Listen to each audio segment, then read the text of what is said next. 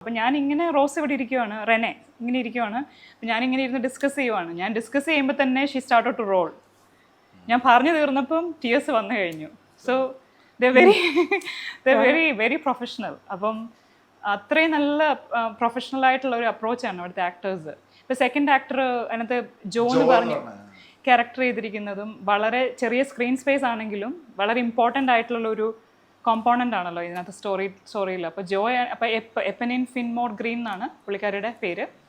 അപ്പം ഈ ഒരു ഷോട്ടിൽ, ക്ലൈമാക്സ് ഷോട്ടിൽ ഞാനിങ്ങനെ 1-2 ഓപ്ഷൻസ് പറഞ്ഞു വെച്ചു. കാരണം ഈ ടിയർ പ്രൊഡ്യൂസ് ചെയ്യുന്ന ചില ആക്ടേഴ്സിന് it's exhausting for them emotionally.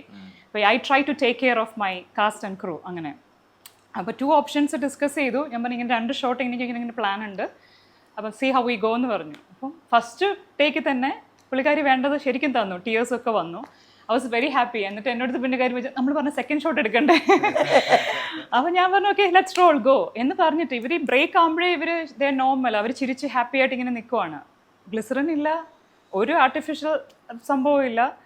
എന്നിട്ട് സെക്കൻഡ് ടൈം നമ്മൾ ഷോട്ട് വെക്കുമ്പം എന്നോട് ചോദിക്കുന്നത് കുഞ്ഞു ടിയേഴ്സ് വേണോ വലിയ ടിയേഴ്സ് വേണോ, ഹോൾഡ് ചെയ്യണോ, അങ്ങനെ വരെയാണ് ചോദിക്കുന്നത്. അപ്പം it was such a smooth process to work with them. അപ്പോൾ അത് കഴിഞ്ഞപ്പോഴത്തേക്കും ഞാൻ രണ്ടാമത് എടുക്കട്ടെ, let see what she's gonna give എന്ന് പറഞ്ഞ് എടുത്തപ്പം അമേസിങ്. അത് ഭയങ്കര രസമായിട്ട് ചെയ്തു തന്നു. ഇതുകൊണ്ടാണ് ഞാൻ പറഞ്ഞത്, ഞാൻ ഭയങ്കര ക്യൂരിയസ് ആയി ആക്ടേഴ്സിൻ്റെ പ്രോസസ്സിൽ.